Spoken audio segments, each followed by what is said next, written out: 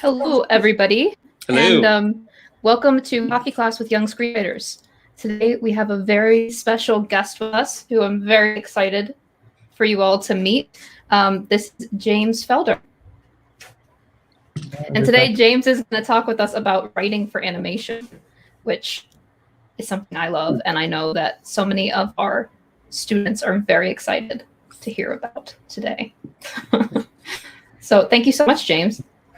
My pleasure. So is it that you want to ask me questions? You just want me to babble, or what's the shape? Alexi will guide you.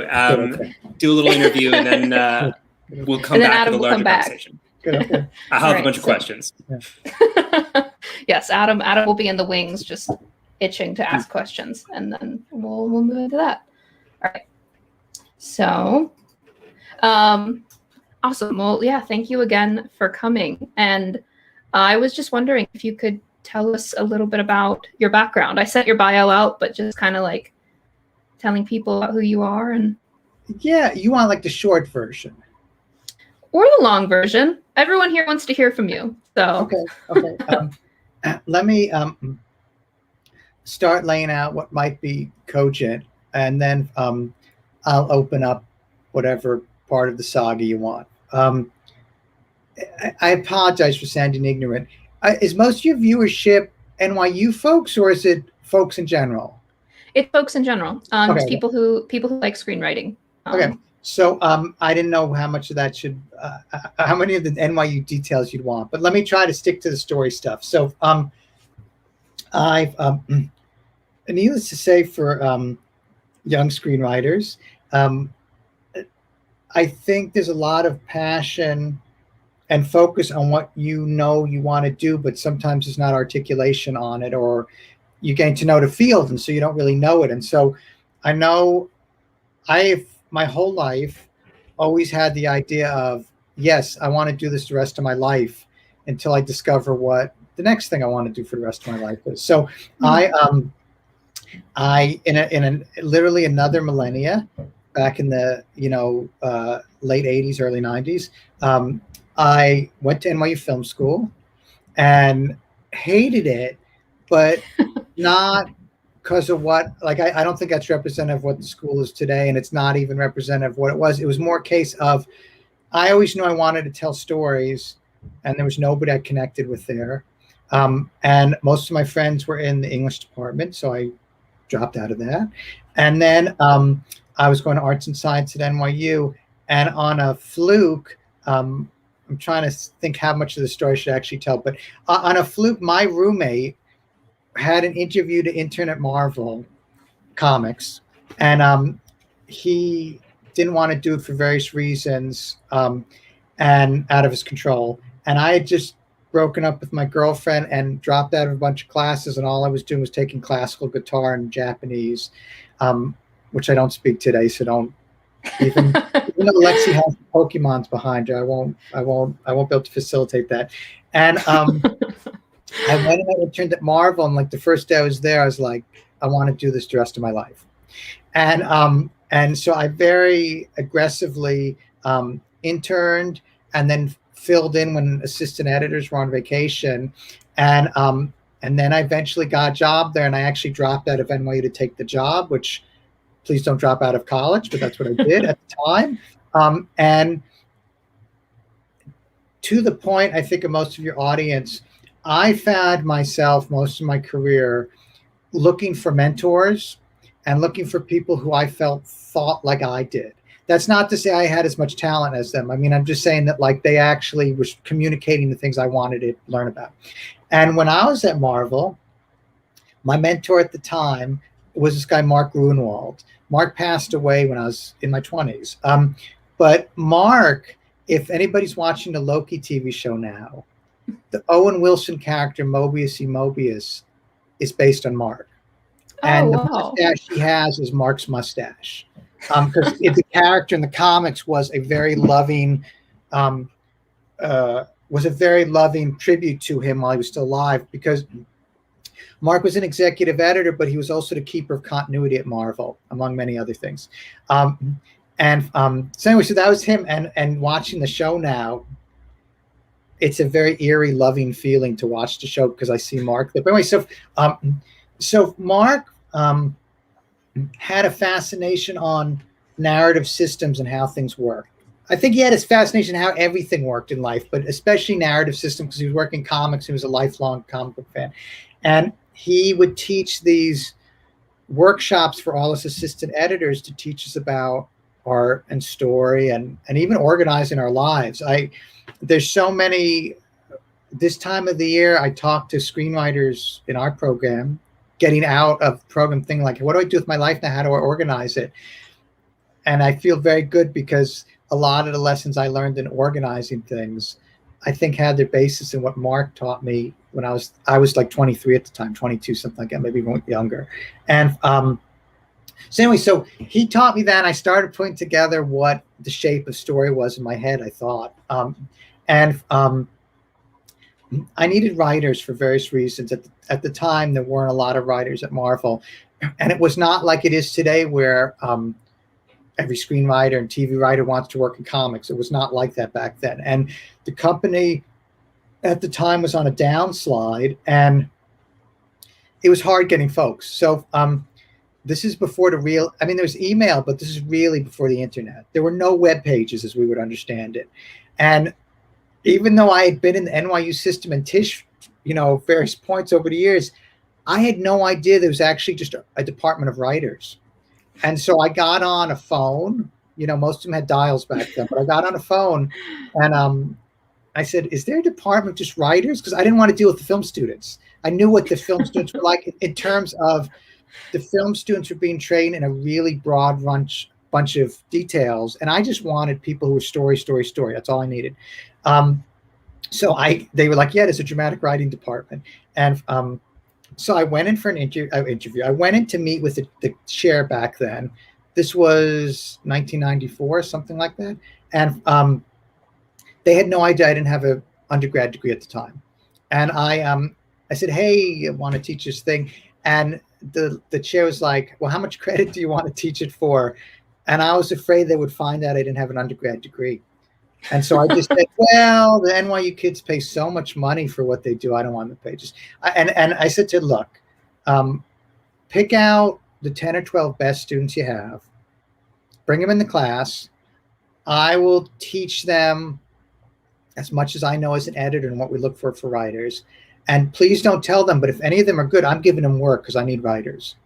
And so me and a buddy, Mark Powers, co-taught it. I was a little afraid to teach alone, so Mark came along. I should say the weirdness of fate was in the history of Marvel, there had been two people. At Marvel, we gave nicknames to people. And Alexa, by the way, if I go over time, just this is amazing. I'm loving it. In the history of Marvel, we used to give nicknames to folks, like Smiling, Stanley, and that kind of stuff. And there had been two people with the nickname of the professor. There was Denny O'Neil, who was straight up brilliant. Denny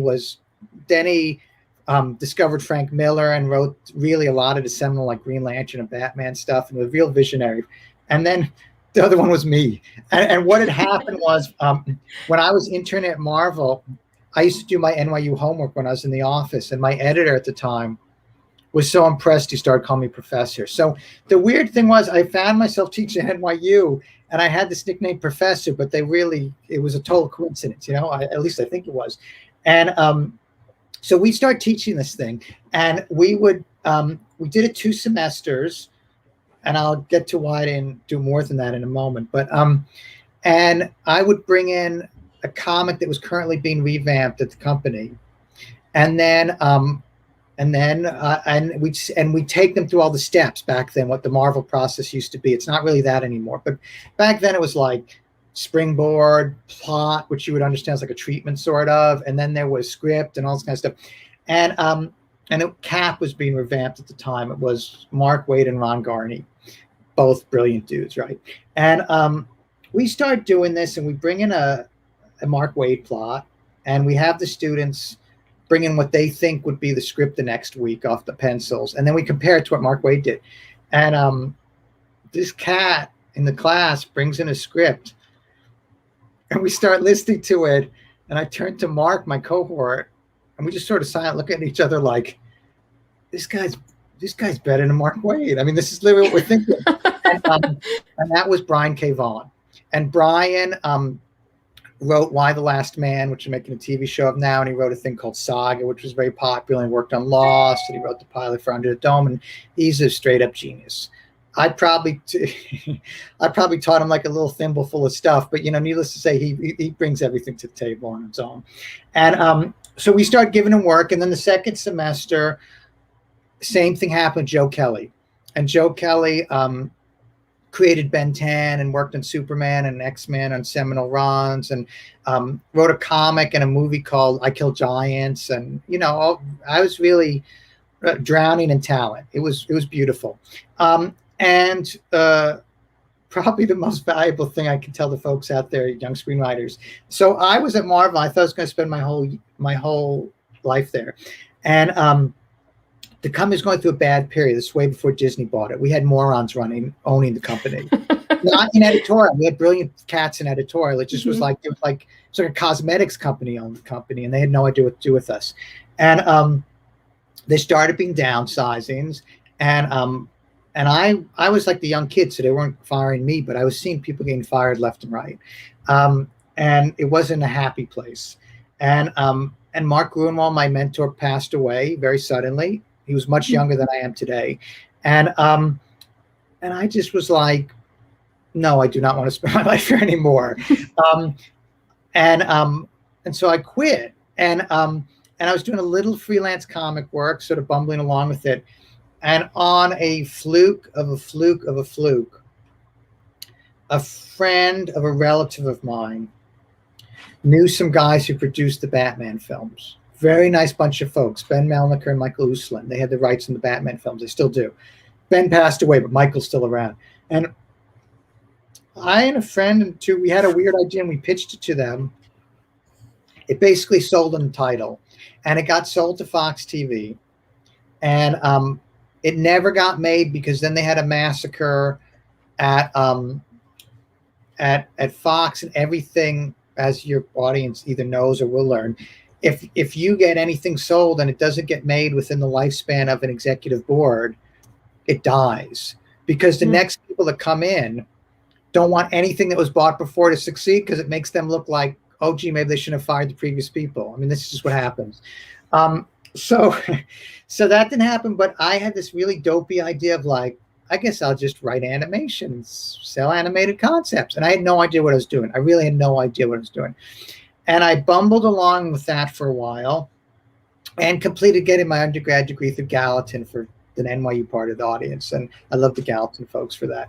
And I sort of hit a dead end, and I didn't know what I was doing. And Joe Kelly, God bless him, said, have you ever thought of going to the Department of Dramatic Writing to get your grad degree?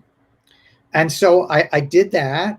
And there was a confluence of, I had, through Joe Kelly and other folks who are in animation from comic books, I had a number of folks I knew who were in the animation industry. And I certainly didn't think I was good enough to get work from them. And in the rare instances they came to me saying, we need a writer, I would actually recommend other people. I was recommending like experienced people I knew from comics who I knew had been involved with animation, which tends to happen.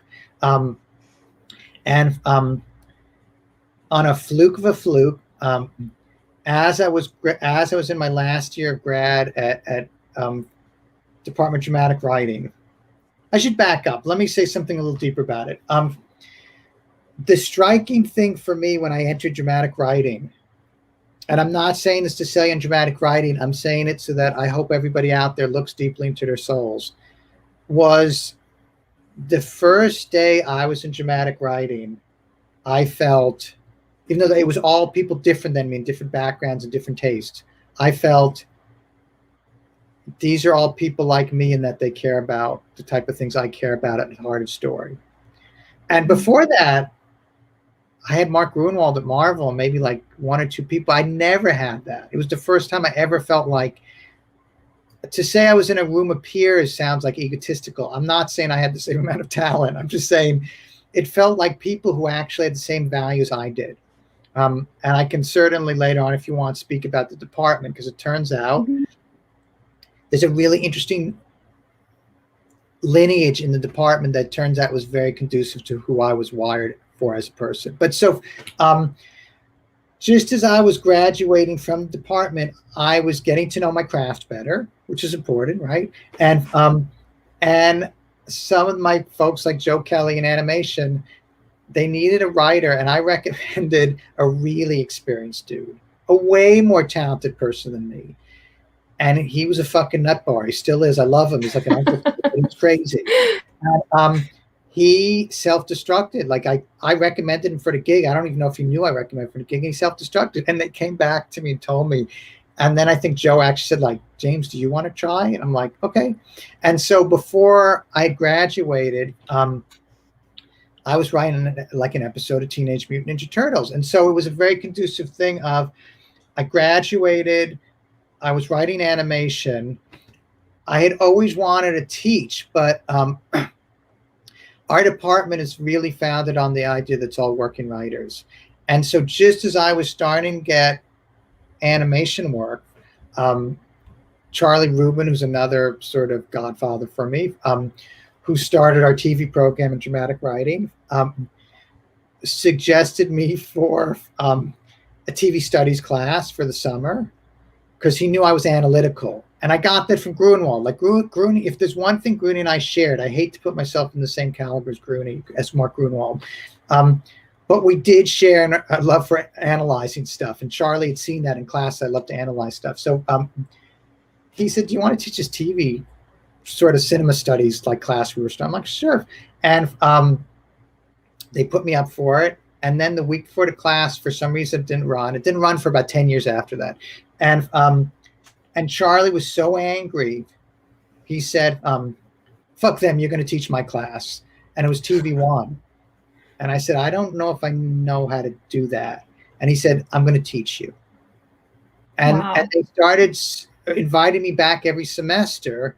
And look, I feel very comfortable teaching, but I don't say that from an egotistical sense. I'm just saying, like, people have talents in life. Some people can bake pies. I like to talk about story. I don't know if I'm always hitting the target, but I mean, I like to talk about stories. I like to listen to people. I like to learn as much as the students. I'm learning when I teach the classes. So it was a good fit for me. And so the weirdness of this was 10 years after I'd been at Marvel, I sort of was like an authentic professor. We have like a weird thing with the ranks where I'm called an assistant arts professor. I'm not tenured, but I was a professor. And so that's sort of what my life is. So I teach in the department. Needless to say, I mentor students when they get into the industry. And I write animation. And I've written on, well, you sent around the bio. So like I've written on the Marvel cartoons and the Ninja Turtles. And I just got off writing this sort of movie franchise thing in China with a dear friend of mine. And I think it's going to come out. I honestly don't know when it's going to come out because of the pandemic. And it's not my country, in the sense of my friend, who's also American, started an animation studio in China. And as Byzantine as the hurdles are to getting an animated feature, any feature out here, it's the same in China. It's just a different, the maze has different turns, and I actually don't know most of the turns. So I'm just sort of, I get like WeChat conversations every once in a while where I find out stuff about it. So it'll come out eventually. But anyway, so that's the basic shape of my life.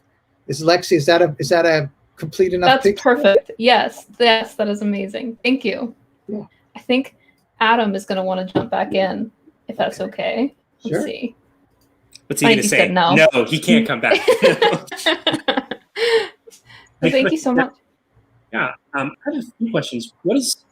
So you wrote for TV in the 90s and more recently. What is like the biggest difference between writers' rooms then and now? What is the difference then? Okay, so Adam, let me first preface this by saying I'm a very weird beast because I'm an animation writer and I'm based out of New York. So Right. I'm really not usually in writers' rooms. Sometimes I'm on the phone. I can tell you that for animation, but also I'd say for live action, and I say this because in the department we stay in contact with our alums, and in fact, just over the last 2 weeks, for some things that we're teaching in the department, I was talking with a number of alums, some older, some fairly recent, about what the shape of the writers' rooms they've been in recently. And so I'm informed on it, but I don't want to give you the idea that the information is from me taking a read in the room. It's informed from the fact that I wind up talking to a lot of people who are in writers' rooms. Here's the big diff. Even though there was continuity and planning in writers' rooms always, I would venture to say that what the writers are being asked to do in writers' rooms today are slightly different, because in half-hour mode, even these things like half-hour and 1 hour mode are going to change as the years go on, and they're already starting to. But it used to be in half-hour mode, the episodes were primarily designed to flow, and they weren't really supposed to change continuity. And they would get in a room and they would say big things like, hey, at the end of the season, this character's going to get married. But for the most part, the writers' rooms were more to say, okay, when we do an episode with this premise, how can we all as a room machine gun that episode to get all the cool stuff in it possible, the best jokes and whatever. And 1 hours even were somewhat that shape. First with 1 hours and then with half hours, there started being more of an expectation that things would add up and the continuity would change and characters would change. And so the onus and what that room is really driven to do now is to honestly build a season that progresses and goes places. That was where it was going temperament-wise, no matter what. And with the understanding that audiences were first with DVDs and then streaming, but they were watching things constantly. Then there was a shift in the last couple of years where with the streaming platforms like Netflix and Amazon, what a show actually was intended to do brutally changed. And it changed the way the shows were pitched, and it changed the way the shows were built. And so for Netflix, for Amazon, I'm not saying this is a criticism, just the nature of what it is. It used to be that you would want at least 100 episodes of a show, and the show was somewhat built towards that. There were some shows like Breaking Bad or Sopranos that were built to be big sagas, like 100-episode sagas, but for the most part, they were just supposed to run, and then when you ran out of fuel, you figure out a good way to tie it up. With Netflix and Amazon, the viewership and the way they do the algorithm, and I don't say that to be crass, it's just the nature of how they measure why they buy what they buy, is they have a viewer that fundamentally will binge a few seasons and then go to another show and binge a few seasons. Even if there's a long run on a show, often they're expecting people to binge like the first 3 seasons, jump to another show, and then come back. So what they started doing and what their series orders started being were like 3-season runs, rarely over that, unless the show is very popular and they thought it would keep making money. And so as a result, when they are looking for people to pitch shows now, the big thing is character transition. How do characters change and where are they going? That's the first. This was not a thing you used to do in the room. I mean, sometimes you'd pitch it, but that was really not what you were pitching. You used to pitch plot engine, world engine. How do you get more stories out of it? That is not, as far as I see and as far as I find pitching stuff, that's not the focus. The focus is character transition and where do the characters ultimately land. And to that end, when the writers jump in for a writer's room for a season, they're treating that season as a finite thing, a finite property, and it's that thing of like, we have 8 episodes. What can we do in 8 episodes? What are the big points? Where do they land? And so, arguably, the room is more collaborative in building the effects of the season, as opposed to spitballing and polishing as much as possible all the individual elements that make up individual episodes. That was a great answer. Thanks for sharing that. You mentioned continuity, and I imagine like when you're working on a show with like Marvel characters, like how is like the larger like universe of these big brands and these like closely held characters, like how much is, like in your experience, is there like gatekeeping and, you know, rails? Look, I don't. I hesitate to use that word gatekeeping, because even though I've been on properties where there is, it's so restraining, it's not fun to write. Needless to say, when you deal with folks like Kevin Feige, they're so brilliant and there's such a big tapestry. I don't know if gatekeeping is an appropriate word for that, but yes, but yeah, there's a lot of stuff that's going on, and so when you go on a show, any property in any universe, you sign what are called NDAs, non-disclosure agreements. And so I don't know if anybody's going to tell you a really nitty-gritty behind the curtain on that, or they shouldn't really legally. But here's what happens. This isn't revealing anything, because I think when they talk about this, the story trust at Marvel, and they do the same thing at Pixar and various places. These big shared universes have a brain trust. I've never found the brain trust to be dopes. Sometimes you have individual producers where you're like, oh my God, I hate dealing with this person. But usually those people get on the trust because they're very invested in the company. They've been very proven commodities. And needless to say, if you see something like Kevin Feige, the people who are around him and the people he uses over and over, they're brutally smart. And so some of you folks, young screenwriters or maybe older screenwriters, you might get a page covered with notes and your heart drops. It is not unusual on a franchise to get every single page, every single line. I'm not joking, 8 different sets of color-coded notes from 8 different people on the story trust, and often contradictory and often brilliant. So it's a little disconcerting. It's a little hard, but that's what the story editor's there to do, is to help you navigate it.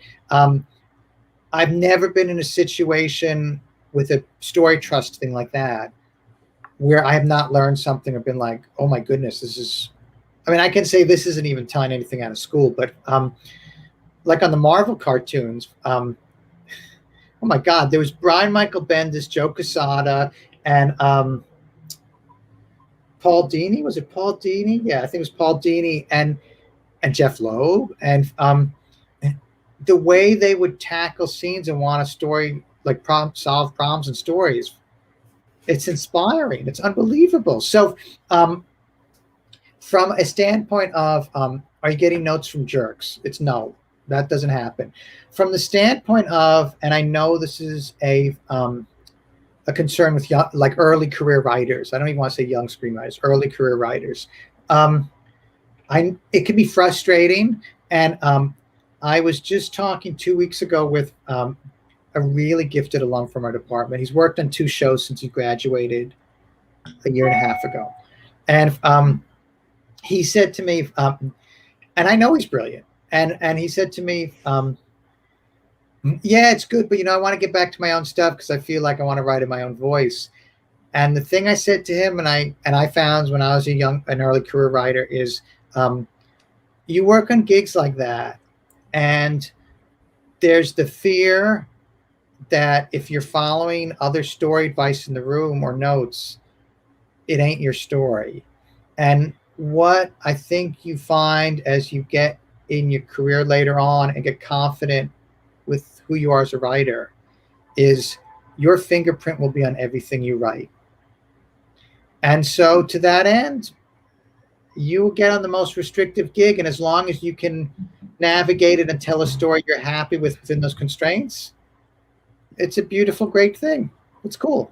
So that's the nature of working in a shared universe. So it's usually very constraining, but there's jazz to it, you know, and there's like walls. And I personally like to have those walls to bounce off of. It's a little easier than coming up with everything on your own, you know? For sure. Yeah. So that kind of makes me think about when you join a project, how did you tackle getting to know everything that you were meant to know about this entire universe? This is an interesting question. So there's some gigs you get on where, look, the Marvel cartoons, I knew the basic universe. When I was on one of the iterations of the Avengers cartoon, I'd been out of comics for a while, and I happened to get the episodes that were the Winter Soldier storyline in the Avengers cartoon, which is an unbelievable story. I had never read it before. And so they just said, check out these comics, and I checked them out. Usually there's a very narrow window. It is very thrilling. Like, I do know the classic Marvel universe. So the more research you can do and the more background you have, the more fun you can have with the fan geeky stuff of it. But your story editor will tell you exactly what, for these things, they'll tell you exactly what you need to research. And if you, well, I'll give you for instance. So if you watch, whether it's the beginning of an episode of WandaVision or beginning of an episode of Loki, which is running now, they have that like previously on, and you will notice they really hodgepodge the scenes they pick to do it, but they're picking the scenes that emotionally and plot-wise inform the story.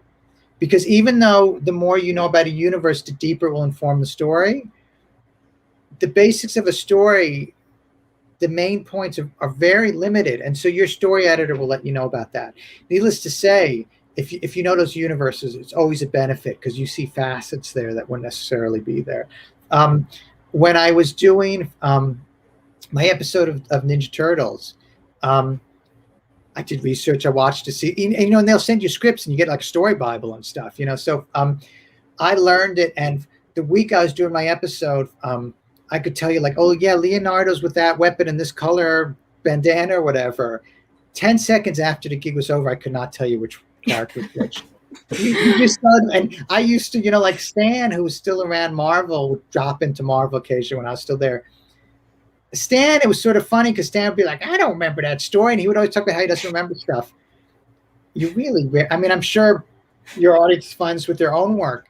If I go back and I'm revising a pilot from like 6 months ago, I have to reread that script. It goes out of your head. So you get to know the world while you're doing it and you really care about it. And you will be in the middle of the night. You have to be. You'll be crying at the sad scenes you type. You'll be laughing at the funny scenes you type. And then the next week you just like, oh, but you don't remember it at all. Usually. That's great. So I guess kind of going back to sort of when you mentioned like, you know, the things you care about and like sort of the lessons you had at Marvel and the dramatic writing program and your sort of analytical approach to story, what is like for you, how would you approach a pilot now? Like what is your core fundamentals? Oh yeah. Okay. So this is, this will take about 30 hours because that's usually what a pilot class is. But let me try to. So, Adam, I'll try to be not too long-winded about this. All perform narrative in the Western mode, as opposed to Eastern narrative, because Eastern narrative is parallel to what we do, but gets really interesting and non what we do. You know, is fundamentally about taking internal dysfunction with characters and figuring out ways to externalize it through dramatic action we can watch. And to that end, we want to put a character in a crucible where cast and story goal and world challenge that character to face the things they want and the things they fear. I'm sure you've had that from a lot of folks talking on this podcast, things like that. So here's where it gets interesting. I'm trying to figure out how not to get too long-winded about it. Okay, so dramatic narrative is very much about character transformation or destruction. Sometimes characters are destroyed. Often when we look at perform narrative, that is novelistic, like movies and plays and video games. A character is challenged, and during the course of the narrative, they're either transformed or destroyed. And the moment that happens, the moment the thematic question of can they face these things is within themselves, the narrative's over. That's it. Pilots don't work that way. Most don't. What happens in a pilot is they face that thing, and that transformation that would happen at the end of narrative usually happens 2/3 of the way, halfway through. And then within that pilot, they face a miniature version of what we're going to be watching episode to episode, to see how thrilling it is that this new transformed person, how they're going to face the world going ahead. So, and that feeds into the episodic content of it. It's not about a standalone story. It's about that. So even things like WandaVision, which gets freaky, and I can talk a little bit about the Marvel pilots. They're really historically an interesting thing what's going on there. Even in WandaVision, it's this idea of, here is a woman that fundamentally is dislocated from the thing that gives her love and stability in the world of Vision. And how is it causing her to overcome or not overcome what's going on around her? The pilot works a little different because it's informed by the movie going into it. But wait, so Adam, so the long and short of it is, yeah, people say, like, you got to set up the world, you got to set up the cast. Yes, you do have to do that. You got to have a standalone story. Yes, you do have to do that. But it's more a case of how do we show the character transformation, and what are the questions that is raising with the character and the world that we actually want to see more of. And I apologize for using all these Marvel examples, but they're just what I'm watching at the moment with my family. People know them too, so you're fine. Okay. So Loki, the Loki show is, needless to say, anybody who's worked on Rick and Morty, they're pretty smart cats. But Loki is a really freaky, wonderful show because, and this isn't a spoiler going on here, but Waldron does a lot of things that we might not traditionally do in pilot or early episodes. There's long expository scenes, there's scenes that technically might not be dramatic. Sometimes with Loki and with Mobius, there's weird character shifts with episode to episode that don't always track, like they're very sudden. But Waldron has a very canny instinct in what makes us want to keep watching. So I'll give you one last example, and then maybe that's my answer to the question. So many years ago, the WB maybe it was Arrow or maybe it was Smallville. It might have been Smallville. And they were trying to launch all these WB shows. Eventually they did do it. Now they have a huge amount of hero shows. And spinning off of, I think it was Smallville, they decided they were going to do an Aquaman pilot. And between the time they filmed the Aquaman pilot and the time it was done, the network had decided to rebrand, and they were going to be like country western or something really bizarre. They went through a few years where they weren't doing superhero or teen stuff anymore, and they were like, "Oh God, we don't want to air this thing." And so they put it out for free on what used to be called iTunes. It's like, Apple TV now, and it was free. You could just watch it because the network literally didn't want it. And I remember sitting down to watch it, and I was watching this pilot. I'm like, this is a horrible pilot. This is terrible. I'm watching the whole thing. And then I got to the last scene. And for some reason, I was like, oh, I'd watch the next episode. And so I could give you a lot of principles, but the real key to a pilot is it raising enough questions, and is it providing enough things that we want to see more of it? That's just the truth of it. And sometimes, like with Waldron on Loki, it can be very uncanny and weird how he's doing that, and it's sort of hard to figure out what architecturally is going on there. This is great. People are also loving your Marvel examples. Everyone is saying yes to the Marvel pilots. And so yeah, definitely don't hold back, because it's the kind of stuff that everybody loves. So let me say one freaky thing about the Marvel pilots. yes, because I've been sort of wrapping my head around it lately. I'm not a huge Winter Soldier fan, just because I think of all the new Marvel shows, Winter Soldier is the one that actually thinks it's doing an 8-hour-long movie, and for that reason, I don't think it always works. Even though I love the emotional shifts on it, there's unbelievable emotional shifts on. There's unbelievable episodes, but here is where my head is at on the Marvel pilots. The Marvel pilots do not work like regular pilots. They often do not show in their first episode what we're going to be watching episode to episode. They don't do that. And what I think we are watching in the Marvel pilots, and I think they're very canny and deliberate about it, is I think Feig and the team at Marvel has been approaching the Marvel pilots, as opposed to the earlier ones from Netflix. That's a whole different beast. But the ones that Feig is doing, knowing that they're fully plugged into the MCU and all that, is he's treating them like overtures. They're not actually fully setting up worlds as we would know them all the time. Like WandaVision, we actually don't know fully what's going on in that first episode. And what they are meant to do, like an overture, is they're meant to circle around the themes and the characters we're going to be addressing. But primarily they're there to repace the expectations of the audience.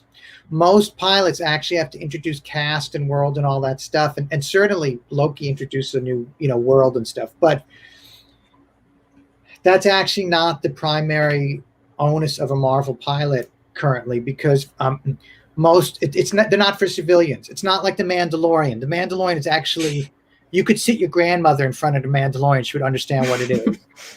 The WandaVision, she wouldn't, So the audience coming to a Marvel pilot knows the world, knows the characters to a certain degree. And so what Feig and the team are doing, and it's a great team on all those shows, is saying, we want to slow you up. We want to have you live in the space, because we're going to do some pacing things in TV that we have not been allowed to do in the movies. And some of it is eerie and historic and has never been done in TV. So, for instance, this isn't really a spoiler, but in WandaVision, in one of the later episodes, where we see the flashback, which is the first night that Wanda and the Vision connected emotionally in Tony Stark's mansion, the Avengers mansion, whatever it is. That is a freaky scene that arguably is unique in the history of TV, because it's informed by the movie that came before it. So if you haven't seen the movie, that scene isn't as deep.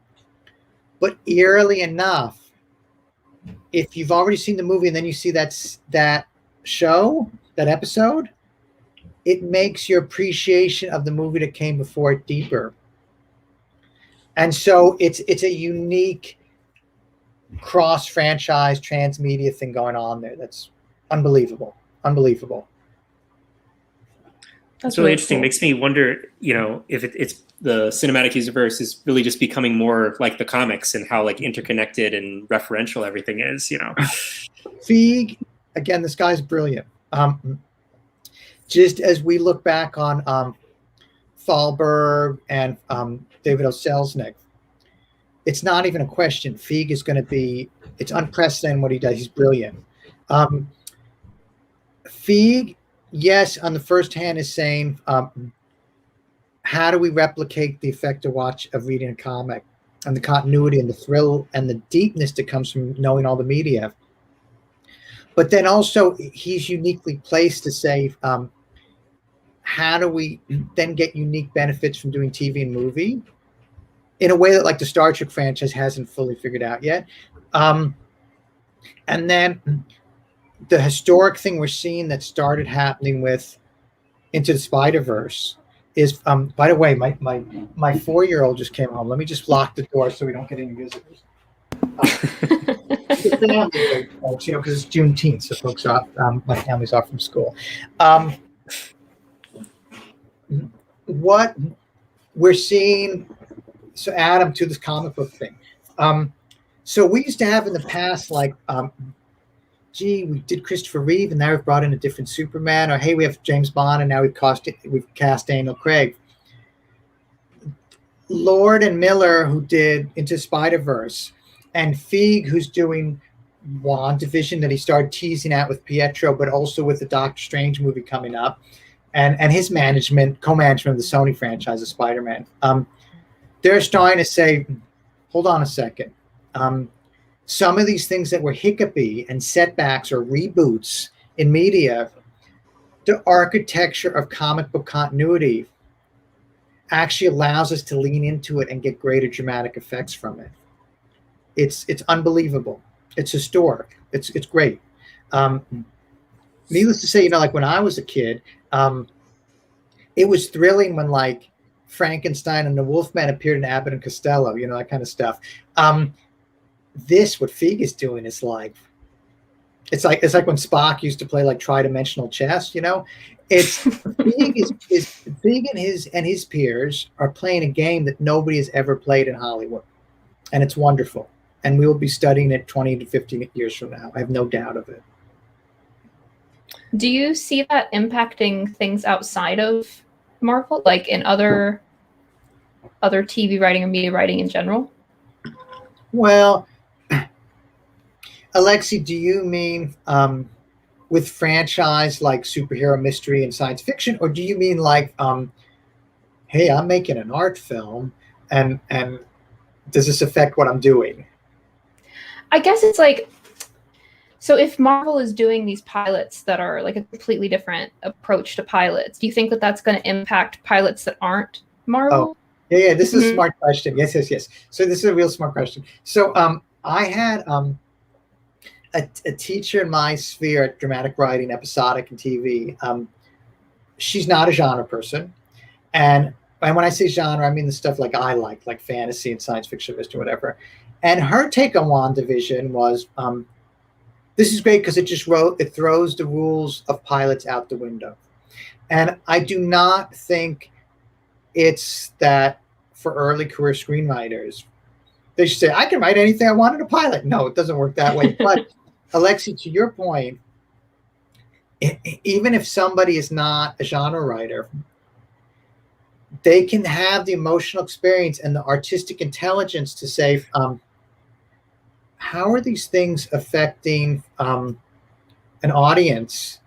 And are there tools I bring not only to my own work, but with the understanding that an audience is ready to accept those different modes? Because uncannily enough, superheroes have set the mode. So in the old version was, you used to watch a superhero film and they kept doing origin stories, because like a normal, like a movie for the squares, they'd be like, how do we explain that somebody would wear a bat costume, and what are superpowers, and we have to explain it, and then, but now that Hollywood, I shouldn't say Hollywood, now that just artists see that, like, oh no, maybe the fantastical and the totally already running continuity of a world that has no rules like us, we can just jump into it. Yeah, theoretically, you would assume a change is what's going on, but there's so many things in the mix. Like things like Russian Doll, or more essayistic storytelling like Transparent or Master of None. There's so many great, weird storytelling styles that are opening up, and I would assume that things like the Marvel pilots probably will be adding to the quiver of what an artist can bring to their pilots. This is really exciting. It makes me think that, with the changing sort of appreciation and like the assumption of what people need to know to enjoy the thing, like that's going to change how shows are pitched too, because how you can convince somebody that something's worthwhile, a story angle or a presentation that's worthwhile. That's exciting. Yeah. And when you look at, absolutely. And when you look at, it used to be ye olde times when they told people to pitch shows to be like, don't pitch period pieces. Nobody wants to see fantasy because it's expensive. And when you look at the documents and recommendations that the streaming services have for pitching now, they straight up have a thing in it where they'll say, like, does your world not have rules like our world? What are those rules? And so I think the training wheels definitely are off and all that stuff. And it's cool. For genre people like us, it's very cool. So something that our students and community really want to know about sort of animation and sort of like the differences for writing for animation fundamentally, like for somebody who doesn't know anything and, you know, and wants to get into animation and sort of like the limitations and like the perceived limitations or strengths. Yeah, no, I hear you. So there's a lot of facets to that, but they're all right. I know. Yeah, no, but I'm glad you bring it up. And some of it is, look, for early career screenwriters, some of it is, if I want to put animated stuff in my portfolio or things I'm presenting to people, what do I need to know? So let's tackle that. And then there's, when you're on gigs, what's the real difference? I almost think like those are two separate things, even though they're related. So let me say, in terms of like you doing original projects or pitching things or like for your portfolio, I would assume you're going to look at a lot of animated scripts and get used to that, even though often because of NDAs, it's hard to get your hands on stuff. But like the Pixar guys will float scripts and stuff, you know. So as far as working on your own material and presenting it, the only thing I would say, and for those who have focused on screenwriting, this is probably already given to some degree, but animation fundamentally is supposed to have a visual strategy in every scene because it's what keeps the animators busy. I shouldn't say it keeps them busy. It's what gives them an angle on how they're going to tell the scene, and it's why we're doing animation. As far as pitching and if you think you have an animated idea, there's a real deep question that we'll ask in classes, but you'll definitely get it in a pitching room, which is a person might say to you, why is this thing animated? In that animation is not cheap. And the solution is not like, I couldn't get 7 of my friends to shoot my homage to Star Wars in my backyard. I'll just make it animated because animators can draw anything. And even though there's an increasing scope of what animation does, and it can run the gamut from things that seem fairly banal and realistic, like a Bob's Burger or like a King of the Hill, to things that are very big budget and crazy stylized and heightened, like Castlevania, you know. They're all things that have to be in animation. And you will get that question in the room. And there's not always a simple answer to it. So for instance, unbelievable team of folks on BoJack Horseman, great show. A lot of folks in that weren't necessarily animation people in terms of the script writers. The creators of it sometimes very, I think disingenuously, but they will say like, it doesn't matter that the thing's animated. We don't treat it like it's an animated show. The provocative thing to put forward with that is that Will Arnett, the same year that he started BoJack Horseman, which is about entertainment industry folks and these people who live lives very different than us, and that have these sort of almost like Chekhovian, elite things that are not our life for most of us. The same year he did that, he had another live action show he did where he played an out of work actor, writer in Hollywood. It was very similar, but BoJack Horseman was the one that caught. And arguably some of these things are more watchable in animation. And so animation tends to do some heightened things that work better. And animation also can subversively tackle some topics in a way live action can't. So as groundbreaking as Transparent is, I might argue that that Steven Universe has dealt with some LGBT and related topics in a much more deeper, complete, transformative way for the audience than Transparent ever could. Because animation has that heightened, subversive way to do it. So, okay, so that's the thing going into it.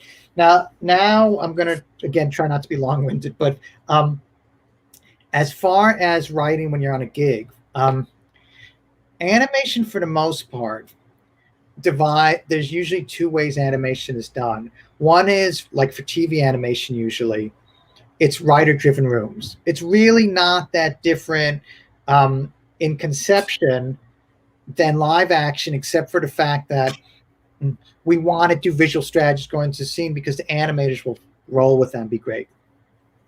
But then for TV shows and movies, there's board-driven shows.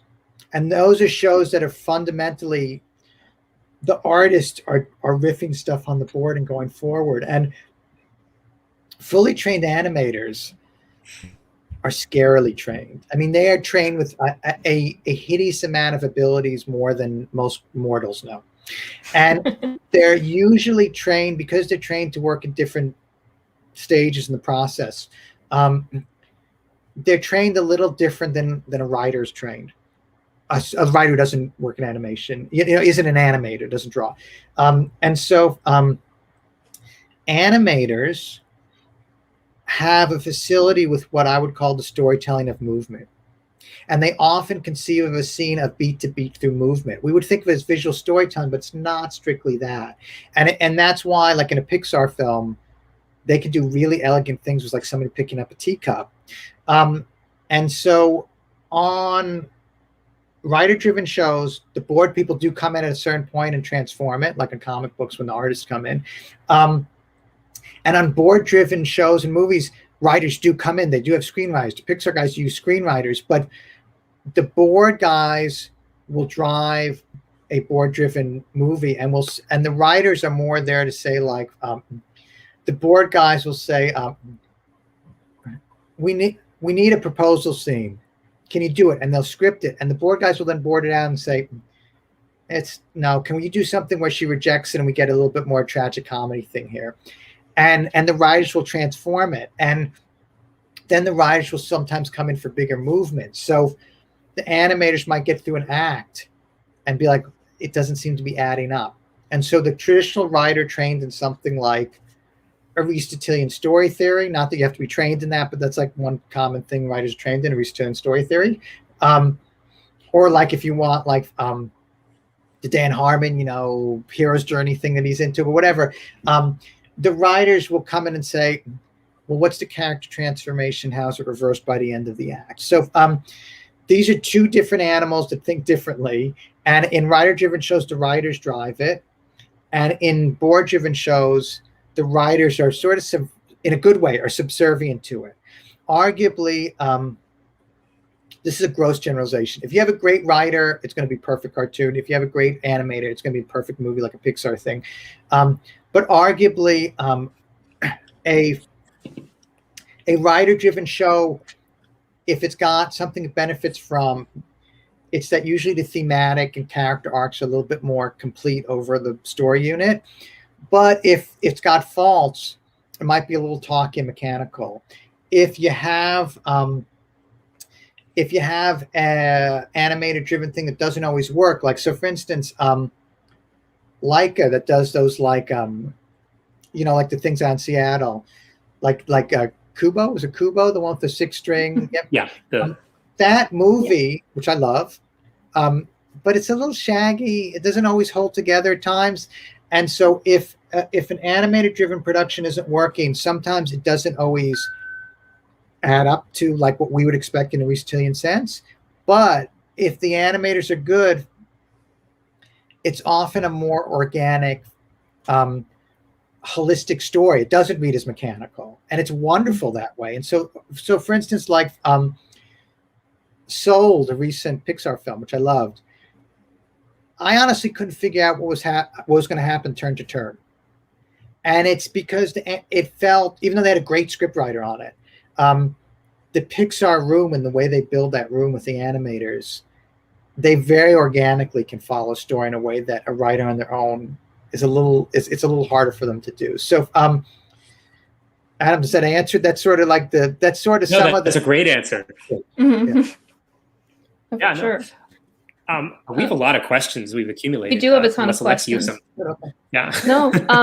So I guess one that kind of encapsulates a lot of questions that I've been seeing is, say someone is gonna, like, they're a beginning writer and they want to write something animated, and I guess we can ask the question for pilots and for features.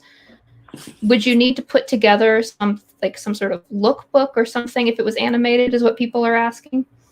Yeah. Okay. The first question is, do you need a lookbook? And I think lookbooks, that's sort of the fashion now, and they help. And the advantage, if you do a lookbook for animation, is they start to get the sense of what it is. And certainly in the old days, and even I still do it, I sometimes will come in to pitch stuff with friends who are artists who will do work for it, and certainly helps. That being said, I don't think it's necessary, but it's up to you. I certainly, well, see, if you have an artist working with you, it's sort of sexy because you have the design, but you certainly never want to go to the company and make it sound like that they're not going to have a say in what the animation look is, because they're going to do it. So, look, Alexi, I think lookbooks, I sometimes do a little bit of that myself too, but I don't think it's specific to animation. That's more a question of, do you feel that animation projects need lookbooks more than they do live action? I don't think so. But I do think there has to be long thought given to, why is this thing animated? And then even in our program, we get animated pilots, and I will say to them flat out, this thing's more interesting if it's live action. The things you're pitching to me would be more interesting if I saw people in costumes doing it. So I think that's sort of the deeper thing to think about. But certainly, if people want to do lookbooks, do lookbooks. There's nothing wrong with that. Let's see. A lot of questions. So would someone's ability or inability to draw limit them in animation? No. So here's the thing. I can't draw. I mean, I can draw for my kid like a note in his lunch, but I don't draw. And they don't necessarily. So there's writer-driven shows, and none of those writers are considered. They need to draw. It's not expected at all. It's not a hindrance. It's expected. If you, it helps if you can draw. I mean, if it's an asset in the same way, like I had a student who's very gifted musically. There's certain gigs where if you can compose music, it's an asset. So if you're on Bob's Burger, it's an asset if you can do music, because they do musical stuff. Same thing with like Family Guy. But those are added things you bring to the table. They are not things you need. So don't ever worry about that. Awesome. Perfect. Let's see. Adam, do you have one? Yeah, Danny asked a question a while ago. Is that you've worked in different mediums, comics, half hour, full feature. In your experience, what is the most rewarding and challenging aspect of working on these different mediums? That's a big question. Look, and now I got the question on the screen. Yeah, here it is. Fancy. Hey, Danny, how you looking? Danny, is that? Oh, he's licking an ice cream cone. I thought he was holding. That's an ice cream cone. I thought Danny at first was like, I have a very thoughtful question, but no, he's just. That's good. Okay, here's the real honest truth of it. There's folks who like certain mediums, without a doubt. I like working with people. So I think the deeper question, and I think you'll find that production teams are tough, and it's hard to find producers and story editors that are on your same page and love you and you nurture that. And so the medium I like best is the medium where I trust the bosses and there's a simpatico thing there, and the gig lasts for a long time and I like working on it. So for instance, this movie I'm working on, that who knows when it's coming out, if it will, I think it will, but I don't know when it's coming out. That producer on the film, so I'll give you, so that producer, I'm trying not to violate the NDA here because there's some backstage gossip, but every project has backstage gossip. I mean, that's the nature of it. But my producer, who I've worked with for 7 years, he's like family. So I love working with him. So when we've worked on trying to get TV projects together, I love working on it. When we spent 4 years, whatever it's been, working on this film, I loved it for most of it. And pretty late in the process, they brought in a new director. And I loved working with that director. So if you asked me work with the first director, did I like working on movies better? I'd say, no, this is hellish. And then when the final director came in, I loved it. So it's not, you know, and it also goes to a deeper thing of, if you're working on your own projects, if it's a pilot, you're going to be working on it for ages, or you should until it's good. And if it's a movie, the production pipeline is very long. And it's so, yeah, I don't have a favorite medium. I like working with good people. That's all I like doing. And then I'm happy. Just curious, how many drafts did the film go through? A lot. We had major changes, but some of it was change of director, and some of it was we were doing a thing with the Monkey King. It's like a big legend in China, and we had multiple. There were times when the producers came back to us and said, "We'd like you to start different in the saga." So we went through whole rounds of drafts. I mean, I'll give you, for instance, so. I guess I shouldn't say who it is, but I was one time through the school, I was on a panel with a very lovely person who had been a screenwriter in the Disney Pixar unit for many years, and very gifted teacher, and had won an Oscar on a thing, and that animated feature he'd worked on. There was one scene where the board guys, legitimately, it was very legitimate. They took him through 90 drafts of a single scene. That ain't unusual. So yeah, you go draft. That happens. Yes. Yeah. Oh, unless it was a follow-up, Adam. Was it a follow-up? No, it wasn't a follow-up. Okay. So here's a question from Kaylin. Are there any animated shows you feel are must-watches for people that want to work in animated television? Well, it's more a case of you should watch deeply the things you care about, and if you are going, and so there's different corners of the animated world. So there's there's adult animation like Archer and Rick and Morty, and there's action adventure like Gravity Falls, and some of the more modern stuff like Voltron and that kind of stuff. And there's trippy younger audience stuff that also appeals to older folks like Steven Universe and Adventure Time. And then there's the really young stuff that doesn't work by Aristotelian models, like Blaze and the Infernal Machines and that kind of stuff. And you should just watch the things that are integral to that. So needless to say, if you're going to do that trippy thematic stuff, Steven Universe, I think, is essential. And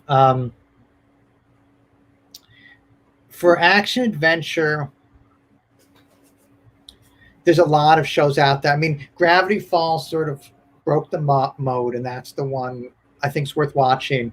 But then there's, I'm going to forget the name. There's one about a little girl who thinks she's going to summer camp, but she goes to a fantasy realm where she's a witch, and she gets trained up by an older witch who looks like Phyllis Diller. I know what you're talking about. I can't think of the name. Yeah, and that's pretty cutting edge.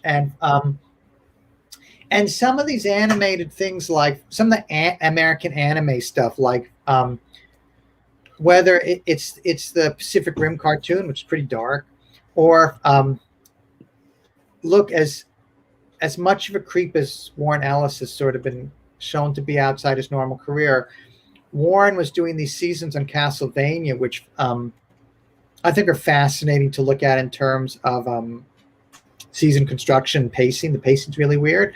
And there's a wonderful cartoon I was watching for one of my classes last semester where it's called Kipo and the something, and it's a DreamWorks cartoon. It only ran 3 seasons because Netflix doesn't want more than 3 seasons. And it's a post-apocalyptic world that very deftly juggles humor and grim stuff. And arguably is influenced by Avatar: The Last Airbender. I mean, yeah, look, Avatar: The Last Airbender, groundbreaking and still affecting things we're doing. Same thing with Steven Universe. And then, look, you can go on IO9 if you know that site. And whatever has those folks jazzed and seems to be breaking modes, you should check it out. So, for instance, some of the BoJack Horseman folks did an unbelievable cartoon for, I think, Netflix called Undone.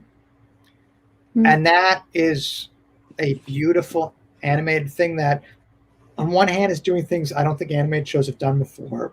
But then, on the other hand, is deeply a story that only works in animation. So, Callan, I think the deeper thing is to say, you pick the genre and mode you want to work in, age group, and then pick the things that you feel are either setting the mode or breaking it. Stuff to go for, and mostly watch the things you love. I mean, that's really what at the heart of everything. That's a great answer. Here's one specifically about your monkey. Oh wait, real quick, was the show you were talking about Mary and the Witch's Flower? Is it Adventure Time? Oops, wrong one. I hit the wrong button. Adventure Time. I don't know if that was the name of it. I don't remember. I don't think it was though. Okay. The name. I'm sorry, gang. I just don't remember that. Yeah. Here is a question about Monkey King. So another one from Danny. Monkey King in China is like Paul Bunyan to Americans. To Americans, it's been retold countless times. How much pressure was it to go into the project and wanting to tell an original story? Yeah. Oh, this is a really good question. So,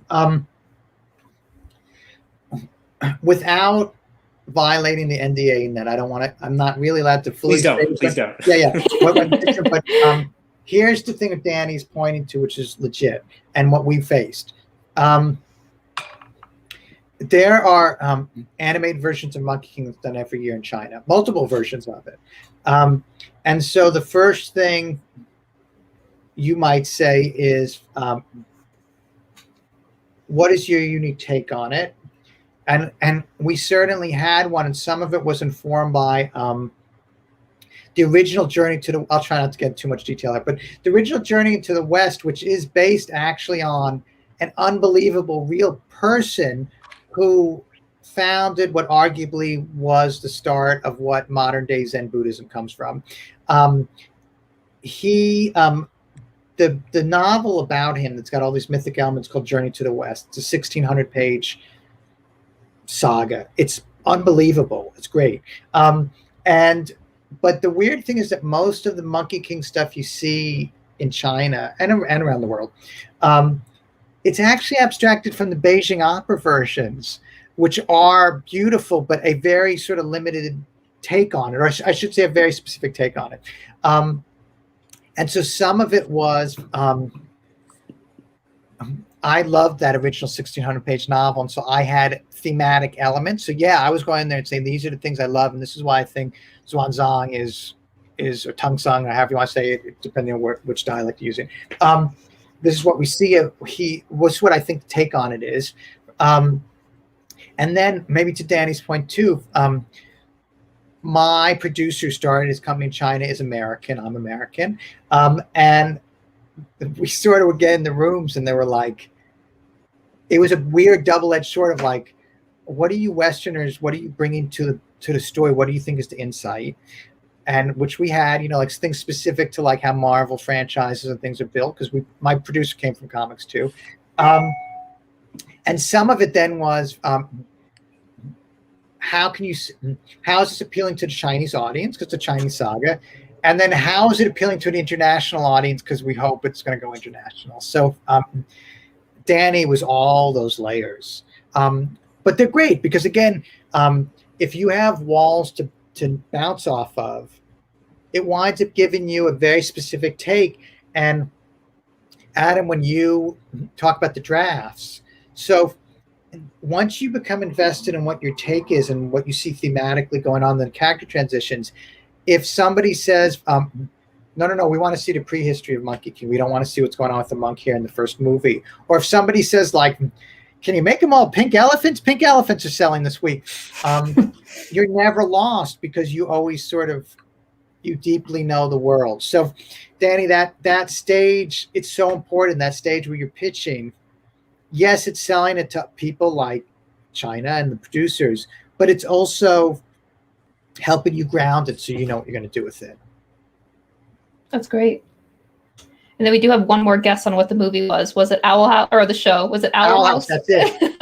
That is it. Got it. Okay. And I've only seen I think I've only seen the first season, but that's a very good, highly influenced by Gravity Falls. Sort of changed the field in some ways that I won't get into too much today. But there shows that clearly Avatar: The Last Airbender was the precursor for American anime stuff, and then there's a sort of genre called mystery adventure that Gravity Falls sort of set the mode on. And Owl House, I think, is one of the good modern iterations of it. I love that show. It's really good.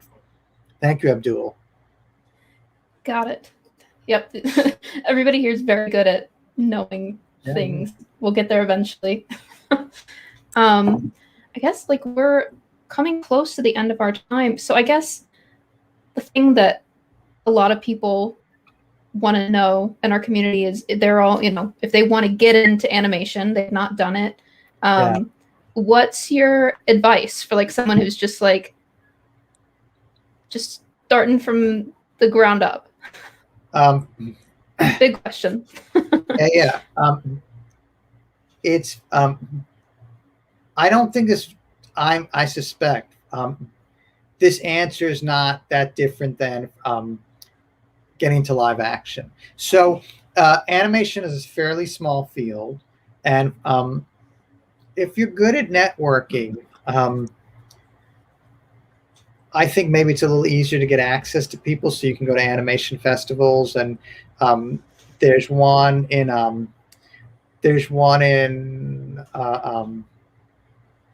it's in Canada, and it's in Calgary. Maybe it's in Calgary. It's called the Animation Expo or something like that. And I think there's a similar one in Miami. You can go to those, and they have workshops on how to pitch stuff and how to meet people. And if you want to do the magic thing of networking people, you can do that. And the Nickelodeon folks have a great fellowship that you can apply for with specs. And Disney ABC has similar things. And those are sort of entrees into the industry. But I don't say this to discourage anybody, but I'm just saying it's still like live action. It's just hard to get in, and you got to sort of work and learn what you can and network and all that kind of stuff. And then I forgot, we were going to circle back to the dramatic writing grad program, and start wondering, what advice would you have if someone's looking to get into the graduate or just get into the dramatic writing program? Okay. So, look, we're a very small department. We have, for our undergrad department, there's 60 students in every year. And for our grad program, which is a 2-year program, we take 24 people a year. We judge them blindly on quality of the script. So we get a lot of golden key questions, in the sense of people come in to see the division back before the pandemic. And again, people be dropping by now that we're coming out of it. And they ask a lot of questions, and it always circles back to the real thing is to say, what can I put in the portfolio that'll get me in?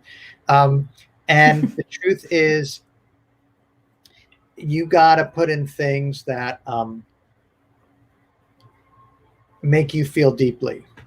And with the goal of, if you feel deeply about it, we'll feel deeply about it. And if we feel we read a script and it moves us, we will fight tooth and nail to get that person in as 1 out of 24. And I always tell the example, I don't want to give too many details, I guess, but we had a grad, a very beloved alum of ours. We had, when she first applied, she'd never written a screenplay before in her life. And she'd worked as a secretary. She'd grown up in Compton, and she'd worked in a secretary, and randomly, because she was like, in LA, she worked as a secretary in a production company and suddenly decided, this is what I want to do. And she submitted a script, and it was a fucking mess. And I remember, we usually get at least 2 readers and stuff, and I remember reading it and crying when I read it, because it was so moving. But it was a mess of the script, I mean, in every technical sense. And the head of our screenwriters at the time, a very gifted screenwriter, she came to me and she said, did you read the script? I was crying when I read it. And so we want those folks in it. It's a very small program. This is not an anonymous program.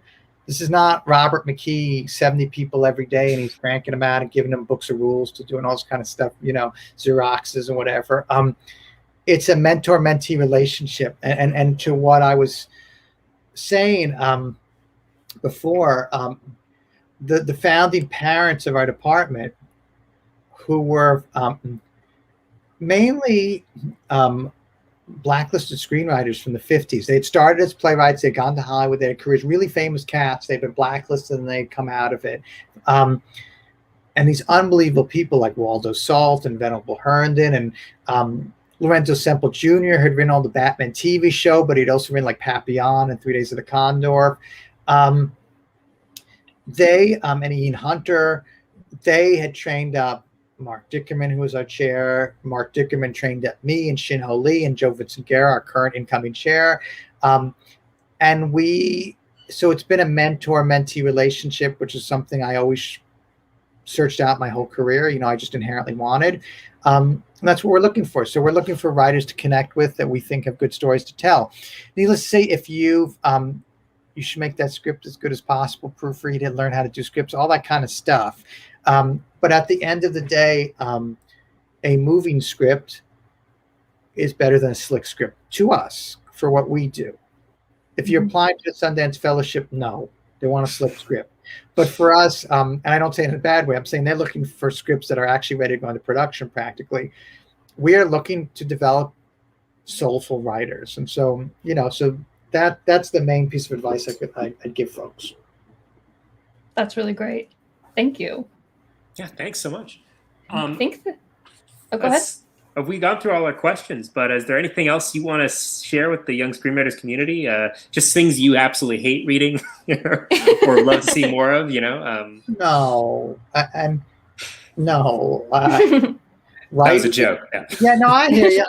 But I mean, look, this is the truth. Is that there are people out there who are listening, going, who it's the path of their lives. They're going like, I desperately want to be someplace. What do I do so people care about what I do? And so you got to care deeply about stuff, and you have to keep developing the skills so that the way you feel about things, you learn the tools so that you can make the audience feel the same way about them. Mm-hmm. That's the game your whole life as a writer, That's amazing. Well, thank you so much. This was awesome. Remember I mentioned that Clara recommended you, and she was on last month, and she's fantastic. She's amazing. She's great. She was really great. I'm so glad that she told us to reach out to you, because this has been so good.